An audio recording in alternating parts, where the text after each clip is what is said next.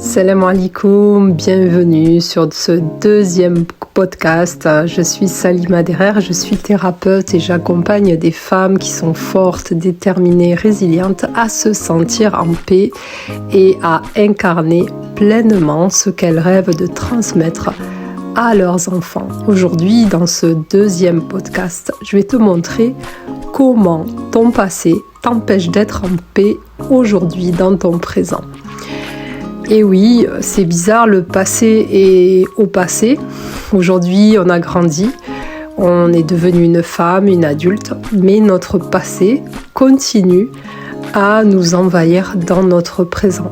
Tu vas me dire, mais comment ça? C'est pas possible. Pourtant, j'ai une autre vie, j'ai évolué, j'ai des meilleures relations peut-être avec ma famille, mais pourquoi mon passé me torture aujourd'hui? Mais tout simplement parce que dans notre mémoire elle est intacte. Même si on a fait du déni, même si on a oublié certains détails de notre passé, en fait, le passé est toujours là parce qu'il est connecté en fait avec nos émotions d'aujourd'hui.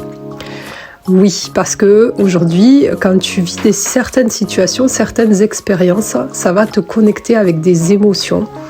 Alors ça peut être des émotions de joie parce que aussi dans notre passé on a vécu des choses super. Ça peut être par exemple il y a un plat que tu aimais quand tu étais jeune et puis quand tu le retrouves, waouh, ça te renvoie à des souvenirs magnifiques et émouvants. Et ça peut être aussi des souvenirs un peu moins joyeux. Et là, tu vas aussi avoir des émotions de tristesse, de colère. Donc en fait, on est relié à ce passé, qu'on le veuille ou pas. Même si tu as envie de l'oublier, même si tu as envie de l'enfouir, il est toujours là, à l'intérieur de toi. Et c'est vrai que ce qui est formidable à l'intérieur de nous, et ce qu'Allah nous a créé comme cerveau, comme esprit, c'est que notre inconscient, lui, il sait tout. Il a 95% des informations de notre mémoire qui est intacte en lui. Mais ensuite, c'est à lui de décider s'il veut t'envoyer ou pas des informations. Parce que des fois, et souvent, il nous protège. Il essaie de nous protéger. C'est pour ça que souvent, les personnes qui font du déni, en fait, c'est que leur inconscient les aide à se protéger de certaines informations du passé que tu n'arriverais pas à gérer. Mais ces informations, elles sont encore là parce qu'elles te limitent aujourd'hui, elles t'empêchent de faire certaines choses, elles te font éviter d'autres choses, elles activent de la colère à l'intérieur de toi pour te protéger face au combat. Donc en fait, ton passé continue finalement à agir à l'intérieur de toi sans crier garde, sans que tu t'en rendes compte, sans que tu puisses le maîtriser. Alors par exemple, moi je sais pas si tu as vécu plus jeune des ruptures amoureuses où c'était difficile, où tu t'es senti abandonné, etc.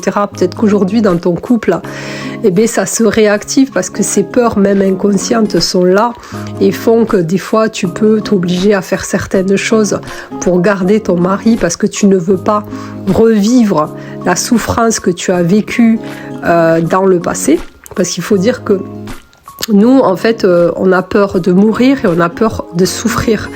Donc, en fait, toutes les situations qui vont amener de la souffrance que tu as déjà connue dans le passé, tu vas réagir selon 3 modes. Donc, selon le mode fuite, combat ou figement.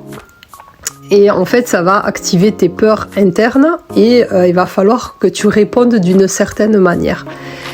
Et donc, comme tu as connu ces souffrances-là, tu n'as pas envie de les connaître une deuxième fois ou une 10e fois ou une 100e fois. Donc, tu vas te protéger de ces souffrances-là. Par exemple, si tu as vécu une relation difficile avec ta mère, quand tu vas avoir une fille, ou si tu as déjà eu une fille, peut-être que tu auras tellement peur de revivre cette situation avec ta fille ou de lui faire revivre ça. Donc, tu vas tout faire pour être la mère idéale, qui est à l'écoute, etc. Et tu ne voudras pas du tout que ça se passe mal avec ta fille parce que tu connais la souffrance que d'avoir déjà une mère difficile, où tu ne veux pas être cette mère méchante comme ta mère en fait. Donc ton passé est toujours là, présent à l'intérieur de toi et qui va t'empêcher d'être en paix parce que tu vas anticiper un avenir, tu vas avoir peur de ce qui va se passer, donc tu vas vouloir contrôler les choses et tu vas vivre de l'angoisse, de l'anxiété. Donc tu peux pas être en paix quand tu vis l'angoisse et l'anxiété, mais ton angoisse et ton anxiété, elle est liée à des situations passées. Elle prend pas en compte en fait ton présent, en fait, les données du présent. Elle agit en fonction de données du passé parce que tu ne veux pas répéter les mêmes erreurs, parce que tu as peur de souffrir en fait, ou de faire souffrir les autres. Tu as peur d'être méchante envers les autres surtout. Donc, ton passé va venir dicter ton comportement, tes émotions d'aujourd'hui. Alors tu vas me dire, ok, waouh, c'est chaud, mais comment je vais faire moi pour m'en sortir? Est-ce que c'est possible déjà? Et puis c'est lourd. Oui, c'est lourd. C'est possible aussi. Si tu fais ce travail sur toi, d'aller redonner du sens sur le passé et te dire que le passé est au passé et le présent est au présent. Mais même se le dire, des fois, c'est compliqué parce que on est rattaché au niveau émotionnel et c'est des niveaux que nous ne contrôlons pas. C'est pour ça qu'en fait, la thérapie, elle est hyper importante dans le sens, elle va t'aider à te détacher émotionnellement en fait de ce qui s'est passé du passé, notamment des choses difficiles qui sont liées à des traumas ou des émotions assez difficiles, sans oublier ou sans effacer le passé, parce que ça c'est pas possible, parce que moi j'ai des personnes qui me disent oui, j'aimerais bien effacer le passé, mais c'est pas possible. On va garder le souvenir du passé, mais on va pas garder l'empreinte émotionnelle de cette situation pour pas que ça ne se répète dans notre futur, pour pas que on soit en fait manipulé par nos émotions du passé. C'est ça en fait l'impact. Ça veut dire que si tu vas au travail et que tu as une chef qui est virulente et qui te fait penser à ta mère toxique, au lieu d'être cette petite fille face à une autorité qui est en train de la traumatiser, ben, tu vas avoir une gestion émotionnelle qui est stable et qui va pas être manipulée par ton passé. Et tu seras face à une personne où tu vas être vraiment stable émotionnellement. Donc tu vas avoir les bons mots, les bons comportements pour en fait faire face et répondre à cette situation qui est stressante, et ça va se passer autrement. Alors que si tu restes avec ces émotions du passé, tu vas pas avoir les bons mots, les bons gestes, les bons comportements. Tu vas être toujours cette petite fille face à cette autorité et tu vas réagir de la même manière avec les émotions sans avoir cette clarté en fait émotionnelle. J'ai envie d'être claire avec ça. Et en fait, j'ai envie de te dire, voilà, c'est pour ça qu'en fait moi, j'accompagne les femmes justement à libérer ces émotions, à avoir une autre vision des choses sur leur passé, à redonner un autre sens en fait à leur passé, à mettre à plat tout ce qui s'est passé dans le passé pour reprendre le pouvoir sur les situations au présent en fait, pour avoir d'autres relations qu'elles ont aujourd'hui, que ce soit dans leur relation de couple. C'est-à-dire que dans ma relation de couple, je vais plus être manipulée, par exemple, par mes ruptures du passé où j'ai été abandonnée peut-être par mon père ou par des gens ou par ma mère. Et à chaque fois, je vais avoir peur que mon mari m'abandonne, donc je vais me sacrifier, je vais m'oublier, je vais me soumettre, je vais l'attaquer, par exemple. On peut attaquer aussi. Ou je vais vouloir que mon mari me montre de l'amour et tout parce que je manque d'amour.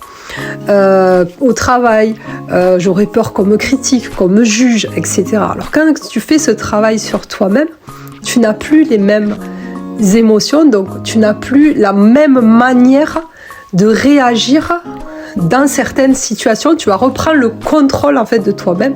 Tu vas reprendre de la hauteur dans certaines situations et tu sauras répondre de la manière la plus adaptée, la plus neutre en fait, quelque part. et avec confiance. C'est pour ça qu'il est vraiment important de faire ce travail sur soi et qu'il ne faut pas avoir peur de faire ce travail sur soi. Au contraire, moi je vous rassure que oui, peut-être ça va être les comment on dit ça, les montagnes russes, mais vous allez voir qu'après il y a une telle paix qui va se dégager de tout ça, une telle joie en fait de vivre des situations compliquées, mais de les vivre de façon apaisée et de reprendre le contrôle sur ses émotions, sur sa gestion émotionnelle. Et moi je vous invite vraiment à faire ce travail pour vraiment incarner cette ambassadrice de la paix. C'est comme ça que vous aurez la paix, c'est vraiment en contrôlant, en maîtrisant ses émotions et en ayant en fait une autre vision des choses sur votre passé, sur votre histoire personnelle. Pourquoi ? Parce que ça va vous donner beaucoup plus confiance en vous. Vous allez avoir beaucoup plus d'estime de vous. Vous allez être moins en fait dépendant des autres, dépendant aussi de ce que vont penser les autres de vous. Et vous allez être calme, tout simplement. Et ça n'a pas de prix.